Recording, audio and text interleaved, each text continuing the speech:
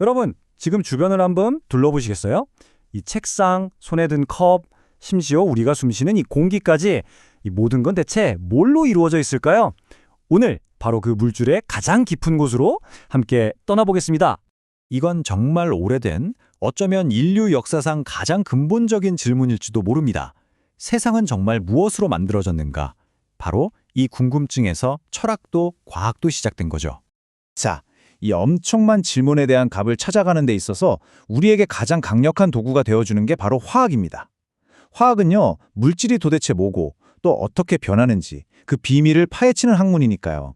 좋습니다. 그럼 본격적으로 한번 들어가 보죠. 근데 옛날 이야기를 하기 전에 일단 지금 오늘날의 과학은 세상을 어떻게 바라보는지 그 큰 그림부터 확실하게 잡고 가는 게 좋겠죠. 과학자들이 세상을 딱 정리할 때 제일 먼저 하는 게 있어요. 바로 물질인 것과 물질이 아닌 것을 나누는 겁니다. 기준이 뭐냐고요? 아주 간단해요. 공간을 차지하느냐 그리고 질량이 있느냐. 이 두 가지만 만족하면 됩니다. 그러니까 저나 여러분, 이 컴퓨터는 물론이고 눈에 안 보이는 공기마저도 전부 물질이라는 거죠. 자, 이제 물질이라는 큰 바구니가 생겼어요. 그럼 과학자들은 이 바구니 안에 있는 것들을 또 나눕니다. 어떻게? 딱 하나의 질문을 던지는 거예요. 이거 성질을 바꾸지 않고 그냥 물리적인 힘만으로 쪼갤 수 있어? 여기서 말하는 물리적인 방법이라는 건 뭐 대단한 게 아니라 자석으로 끌어당기거나 채로 거르거나 하는 그런 거죠. 만약 응, 돼 하면 혼합물이고 아니, 그건 안 돼 하면 순물질이 되는 겁니다. 아주 명쾌하죠? 바로 이런 경우처럼요. 보세요. 모래랑 쇳가루가 막 섞여 있죠? 여기에 자석 하나만 쓱 갖다 대면 어떻게 될까요? 그렇죠. 쇳가루만 착 하고 달라붙어서 분리되잖아요. 물질의 성질 자체를 바꾼 게 아니죠. 이게 바로 방금 말씀드린 물리적 분리입니다. 정말 직관적이지 않나요? 자, 그럼 그 혼합물이라는 상자를 한번 열어볼까요? 안에도 두 종류가 있어요. 예를 들어 소금물을 생각해 보세요. 어디를 떠마셔도 짠맛이 똑같죠? 이렇게 어디를 봐도 성분이 균일하면 균일 혼합물이라고 불러요. 공기도 마찬가지고요. 반면에 흙탕물은 어때요? 시간이 좀 지나면 흙은 아래로 가라앉고 위에는 맑은 물이 뜨잖아요. 이렇게 부분마다 성분이 다른 걸 불균일 혼합물이라고 합니다. 자, 이제 물리적인 방법으로는 더 이상 쪼개지지 않는 순물질의 영역으로 왔습니다. 여기선 더 강력한 방법을 써야 해요. 뭐랄까, 물질의 정체성 자체를 바꾸는 화학적 방법을 동원하는 거죠. 예를 들어 물에다가 전기를 찌릿 하고 흘려주면 갑자기 수소랑 산소, 전혀 다른 물질로 분해되거든요. 이렇게 화학적으로 분해가 되면 화합물이라고 부릅니다. 하지만 순금은요, 아무리 태우고 녹여봐도 그냥 금은 금이잖아요. 더 이상 쪼갤 수 없는 물질의 끝판왕, 그게 바로 원소인 겁니다. 자, 한번 정리해 볼까요? 이 그림이 바로 지금까지 우리가 따라온 현대과학의 물질 분류 지도입니다. 모든 물질에서 시작해서 물리적으로 나눌 수 있느냐 없느냐에 따라 혼합물과 순물질로 나뉘고, 혼합물은 또 균일하냐 아니냐로, 순물질은 화학적으로 더 쪼갤 수 있느냐 없느냐로 나뉘어서 마침내 원소라는 최종 목적지까지 도착하는 거죠. 어때요? 복잡해 보였던 세상이 굉장히 깔끔하게 정리되지 않나요? 자, 이렇게 명쾌한 과학의 세계를 봤으니 이제 타임머신을 타고 아주 먼 과거로 한번 떠나볼까 합니다.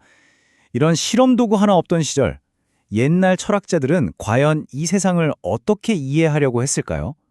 바로 이 그림, 라파엘로의 아테네 학당이 그 시대의 모습을 정말 잘 보여주는 것 같아요.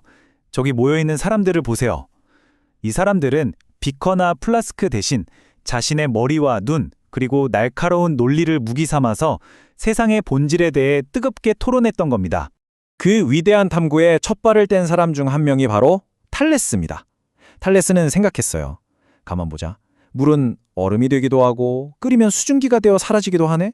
어쩌면 이 세상 모든 것이 바로 이 물에서 시작된 게 아닐까? 이렇게 단 하나의 근본 물질로 세상을 설명하려는 정말 대단한 첫 시도였죠. 하지만 당연히 아니 그건 아닌 것 같은데 하는 사람들도 나타났죠. 아낙시메네스라는 철학자는 아니야, 만물의 근원은 공기야. 공기가 뭉치고 흩어지면서 모든 게 만들어지는 거라고 라고 했고요. 또 헤라클레이토스는 무슨 소리? 모든 건 끊임없이 변하잖아. 그 변화의 상징인 불이야말로 세상의 본질이지 라고 맞받아쳤습니다. 이렇게 저마다 다른 주장이 나오던 때에 엠페도클레스라는 사람이 나타나서 이 모든 걸 하나로 정리합니다. 자, 다들 진정하고. 물, 공기, 불, 다 맞아. 거기에 흙 하나만 더 추가하자. 이렇게 해서 그 유명한 사원수설이 탄생한 거죠.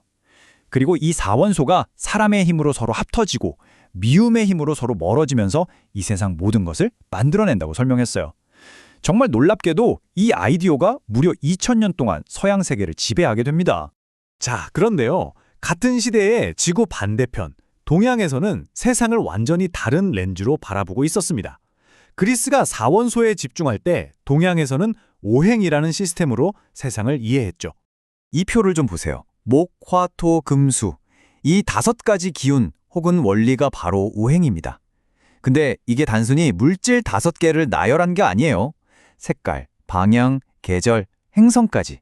이 세상 모든 현상을 이 5가지의 관계로 설명하려는 뭐랄까 거대한 우주론에 가까웠습니다. 오행 사상의 진짜 핵심은 바로 관계입니다. 첫 번째는 서로를 돕고 살려주는 상생관계예요.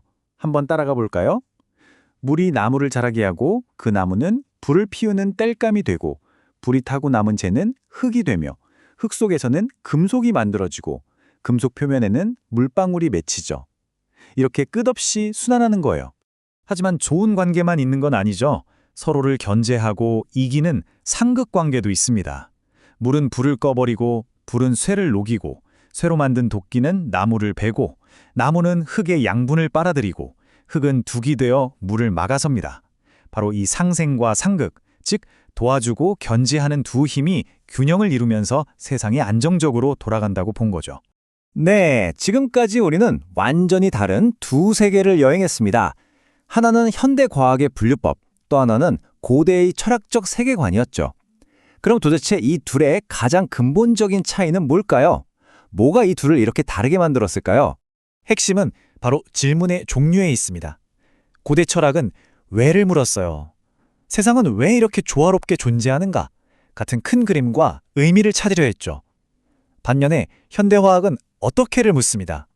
이 물질은 어떻게 하면 분리할 수 있지? 이 반응은 어떻게 일어나는 거지? 이렇게 눈앞의 현상을 직접 실험하고 측정해서 그 작동 방식을 알아내려고 하는 거죠. 네, 바로 이겁니다. 왜? 라는 질문에서 어떻게? 라는 질문으로의 대전환. 이게 바로 철학의 시대에서 과학의 시대로 넘어오는 가장 결정적인 순간이었고 인류가 물질을 이해하는 방식을 완전히 바꿔놓은 혁명이었던 셈입니다. 고대인들이 상상했던 4-5개의 원소에서 출발해서 우리는 이제 118개의 원소가 그려진 주기율표를 손에 쥐게 됐습니다. 정말 긴 여정이었죠. 하지만 이 여정이 끝났을까요? 과연 우리는 이 원소들보다 더 근본적인 무언가를 또 발견하게 될까요? 그 질문에 대한 답은 아마도 미래의 우리가 찾아내야 할 겁니다.